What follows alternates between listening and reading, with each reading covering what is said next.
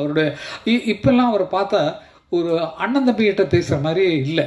எனக்கு அது நான் மிஸ் ஆகுது. ஏன்னா நான் வந்து இந்த இடத்துல சொல்லி ஆகணும். ஒரு அண்ணன் தம்பி எனக்கு இப்படி பெரிய இளையராஜான்னு ஒரு அண்ணன் இருக்காருன்னு சொன்னால், அவர் இப்போது சமீப காலமாக இப்படி தான் இருக்கார்.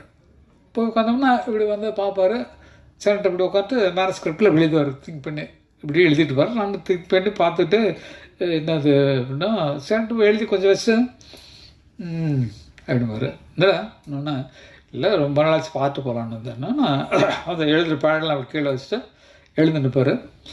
எழுந்து நின்று இப்படி முகத்தை காட்டு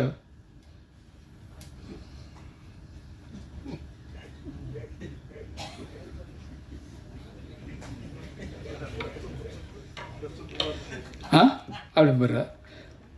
அப்போ பார்த்துட்டு இல்லை போடான்னு சொல்கிறியா நீ அப்படின்னு பார்க்க வந்தேன்னு சொன்னால் சுற்றி காட்டி பார்த்துட்டு இல்லை அப்படிங்கிற மாதிரி. இது வந்து சந்தோஷமாக இருந்தது. அண்ணன் வந்து நமக்குள்ள ரெஸ்பாண்ட் பண்ணுறாரு அப்படிங்கிறது. சில நேரங்களில் அவர் பேசலைன்னா ரொம்ப மனசு கஷ்டமாக இருக்கும். அவர் அந்த மாதிரி மாறிட்டார். சதா சர்வகாலம் நாங்கள்லாம் ஆரம்பத்தில் 120 படம் வரைக்கும் அண்ணனோட அசிஸ்டன்ட் உட்காந்து ஒரு பாடல்கள் நானும் ஞாபகப்படுத்தி 2 பேரும் தான் பாடிட்டு இருக்கோம். நான் தான் கிட்டாரிஸ்ட்டு, அவர் வந்து பியானோவில் வாசிப்பார். வீட்டில் உட்காந்து சாங் கம்போஸ் பண்ணுறது நாங்கள் 2 பேர் தான் உட்காந்து பண்ணுவோம். ஏன்னா இப்படி வச்சுக்கலாம் வேணாம் அப்படி தரத்தாரே தரத்துறதானா அது பாட்டாக வந்துடும் உங்களுக்கு. அது மாதிரி 2 பேரும் உழைச்சி எங்கள் அண்ணன் இந்த பாவலர் பிரதர்ஸுங்கிற பேரில் வந்து நாங்கள் கஷ்டப்பட்டு வரணும்னு சொல்லி தான் மனசில் வந்தோம். அதே மாதிரி வளர்ந்தோம். ஆனால் அவர் வந்து எதுலேயுமே மியூசிக்கை தவிர வேறு எதுலேயுமே பற்றல. சாப்பாடு சரியாக சாப்பிட மாட்டார். காலையில் டிஃபன் அவர் கூட சாப்பிட்டார் 2 இட்லி, அவ்வளோதான். மத்தியானம் அவர் கூட வீட்டுக்கு சாப்பிட போனால் சப்புன்றுங்க. என்னடா இது உரப்பும் இல்லை உப்பும் இல்லை, என்னென்னா எப்படி என்னென்னா இப்படி என்ன என்ன என்ன பாரு இல்லை இவ்வளோ கம்மியாக உப்பு சாப்பிட்றது ஒன்றும் இதே டேஸ்ட் இல்லை. என்ன வேணுமோ போடுறது, பெப்பர் சால்ட் போடுங்க, அந்த உப்பு எடுத்து கொட்டிக்கோ, அவ்வளோதான். எது பிடிச்சி அதே சாதம் தான் நடாது அப்படிம்பாரு.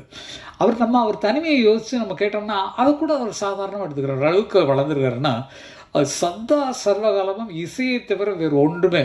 என் நினைவும் கனவும் இசையே, இசை இருந்தால் மரணமே அவர் எழுதின பாட்டு தான்.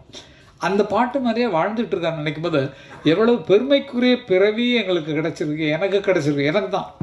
ஏன்னா எனக்கு அண்ணன் இல்லைன்னு அந்த அறிவு அவருக்கு வந்திருக்குமா?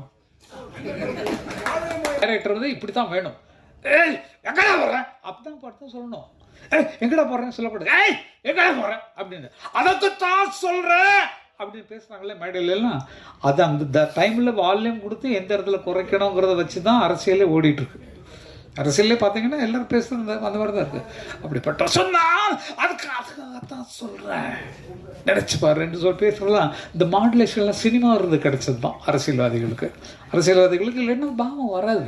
பல பேர் நீங்களே யாரை பற்றி சொல்கிறேன்னு தெரிச்சு சொல்ல வேண்டாம். அது வந்து ஏன்னா எல்லோரும் அப்படி தான் இருக்கணும். நாங்கள் என்ன செய்யலை நாட்டுக்கு எங்களை மாதிரி அப்படிங்கிற மாதிரிலாம் வரதான் செய்யும். அப்போ சினிமா கலைஞன்னு நடிப்புங்கிறது எல்லா இடத்துலையும் பரவிடுச்சு. அரசியல்லையும் சரி, எல்லா வீட்லேயும் சரி, எல்லா இடங்கள்லையும் இந்த சினிமா பாணியில் வரக்கூடிய டைலாக்ஸு பாவங்கள் எல்லாமே பழகி போச்சு. அதை சரியாக கொடுத்தது தம்பி அழகுமலை அவர் பிள்ளைக்கு தான் சொல்லணும். ஏன்னா கிராமத்தில் இருக்க அந்த கதையை கொண்டு வந்தார். கதை கேட்கும்போது நல்லா இருந்தது. அவர் இன்னும் பார்த்தா நடிச்சிருக்கிறாரு, அதையும் பார்த்தேன். ஆனால் கொஞ்சம் மேக்கப் குறைச்சிருக்கலாம். நீங்கள் கொஞ்சம் மேக்கப் குறைச்சிருக்கலாம். ஏன்னா இயல்பாக இப்போ நான் நடித்த படத்தில் வந்து எனக்கு சுத்தமாக மேக்கப் இல்லை. நான் பிளாக்காக இருக்கிறதுக்கு அந்த வெயிலில் அலைஞ்சு ஃபேஸ் இன்னும் கருப்பாக போச்சு. நான் வந்து இந்த ரோஜாட சொன்னேன், ஏமா கொஞ்சம் மேக்கப் எனக்கு மேட்ச் ஆகாமா. ஏன் நீங்கள் வந்து அழகாக இருக்கிற பொண்ணு தானே, உங்கள் கதைப்படியே வந்து அழகாக இருக்கிற பொண்ணை பார்த்து தானே சந்தையில் இருக்கிற பொண்ணு நீங்கள் வந்து கல்யாணம் பண்ணுறீங்க. நான் கொஞ்சம் அப்படி இப்படி இருந்தாலும் ஒன்று தப்பு கிடையாது, சும்மா இருக்கேன் அப்படின்னு. சும்மா இருக்கிற நேரத்தில் ரோஜாவோட அரட்டை அடிக்கிறதுக்கு சூப்பராக இருக்கும். பழசெல்லாம் ஞாபகம் வருது. அந்த நாள் ஞாபகம் நெச்சிலே வந்து சும்மா இருக்கேன் அப்படின்னும். ஏம்மா இப்போ தாம்மா உன்னை பார்க்க முடியுது பேச முடியுதுன்னு சொல்லிட்டு கிண்டல் பண்ணி அந்த ஷூட்டிங்கவே ஜாலியாகிறது வேலையாக இருக்கும். பொழுது போகிறதே தெரியாது. அவங்க டைரக்டர் பாவம், அவங்க அடுத்த ஷாட்டுக்கு திங்க் பண்ணிட்டுருப்பாங்க. ஆர்டிஸ்ட்டு அப்படி தான் இருப்பாங்க. இப்படி நீங்கள் இருந்த மாதிரி தான், நீங்கள் எப்படி இருந்தீங்களோ அது மாதிரி தான் அவங்க இருப்பாங்க. நீங்கள் ஷார்ட்டை முடித்தோன்னா உங்களுக்கு வேலை முடிச்சிடும். நீங்கள் ஜாலியாக மற்றவங்களோட பேசிகிட்டு இருப்பீங்க. ஆனால் அவங்களுக்கு அடுத்த ஷார்ட்டு மேலே ஞாபகம் இருக்கும், அடுத்த டைலாக் மேலே ஞாபகம் இருக்கும், அடுத்த கதைக்கு லிங்க் எப்படி கொண்டு போகிறது, இந்த சீன்லேருந்து கட் பண்ணி எந்த சீனுக்கு போகிறோங்கிற ஐடியாவிலேயே அவங்க ஃபுல் பிக்சராக எடுத்துகிட்டு இருப்பாங்க. ஆக தொழில்முறையாக எடுத்துக்கொண்டு டைரக்டராக புதிதாக மலர்ந்திருக்கக்கூடிய அழகுமலை அவர்களுக்கு அந்த பக்கத்தில் நாங்கள் எடுக்காத இடமே இல்லை. அழகர் மலை, இது அழகுமலை, அது அழகர் மலை. அழகர் மலையில் நாங்கள் கால் படாத இடமே கிடையாது. நிறைய சீன்ஸ் அங்கேயே எடுத்திருக்கோம்.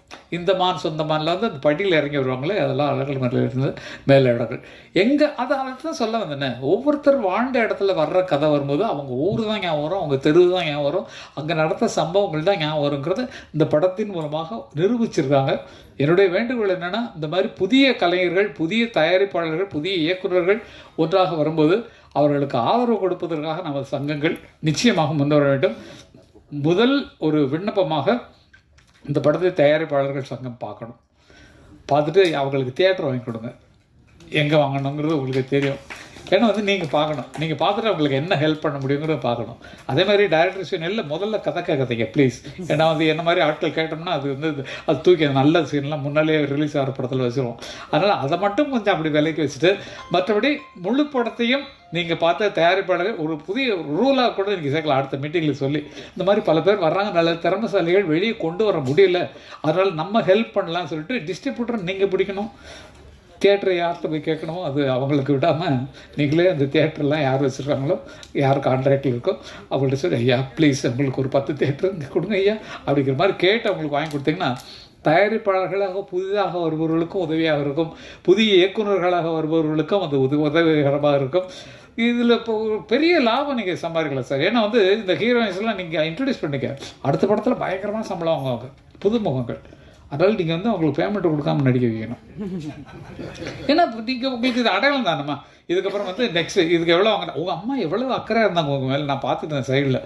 நீங்கள் அங்கே பேசிட்டுங்க அப்படின்றாங்க. அப்படி அது இது அம்மாக்கள் வந்து காவல் காத்து அப்படி கொண்டு வர்றாங்க ஜம்முன்னு. நிஜமாவே எனக்கு அது சந்தோஷமாக இருந்தது. உள்ள மேலே எவ்வளோ அக்கறை அப்படிங்கிறது அப்படி தான் இருக்கணும். நீங்கள் உங்கள் வயசுக்கு தகுந்த மாதிரி தான் இருப்பீங்க. அவங்க ஷூட்டிங் வர வேண்டாம்னு சொல்லுவாங்க. ஏன்னா நீ ஜாலியாக சந்தோஷமாக இருக்கலாம். வரணுமா அம்மா வரணும். அவ்வளோ மோசமாக இருக்காங்களா மற்றவங்களாம்? அவ்வளோ நம்பிக்கை இல்லையா? ஓகேப்பா. இல்லை சும்மா ஜாதிக்கு ஏதாவது இவங்களுக்கு விஷயம் வேணுமென்று இருக்காது நான் சொல்கிறேன், வேறு ஒன்றும் கிடையாது. அம்மா அவ்வளோ பொறுப்பாக இருக்கிறது தான் நல்லது. பார்த்துக்கணும், பொண்ணை பார்த்துக்கணும். ஆனால் இந்த காலத்தில் அப்படி இல்லைம்மா, எல்லாம் ஃப்ரெண்ட்ஸாக தான் பழகுறாங்க. நம்ம சும்மா தப்பாக நினைக்கிறோம், எல்லாம் ஃப்ரெண்ட்ஸாக பழகுறாங்க. இப்போ ஹீரோயினும் சரி, இவங்களும் சரி, நீங்களும் 2 பேரும் ஹீரோயினா 2 ஹீரோயினா ஓகே. அப்போ அவங்களுக்கு சௌகரியமாக இருக்கக்கூடிய குரூப்பு தான் பக்கத்தில் இருக்குது. அதனால் நம்பி விடலாம். இந்த காலத்தில் அப்படி இல்லை, எல்லாம் ஃப்ரெண்ட்ஸாக தான் பழகுறாங்க அப்படிங்கிறது உணர்ந்துக்கணும். அது மாதிரி வேறு என்ன சொல்கிறதுக்கு ஒன்றுமே இல்லை, எல்லாத்தையும் பேசியாச்சு. ஏதாவது இப்போ அவ்வளோதான். நீங்கள் இப்போ மியூசிக் பண்ணுறதை பற்றி கேட்டீங்க, அதான் அப்படி போயிருக்கு. பாட்டு எழுதுறதை பற்றி என்ன நல்ல பாட்டு கேட்டு தெற்கு பக்க காற்று அப்படிங்கிற மாதிரி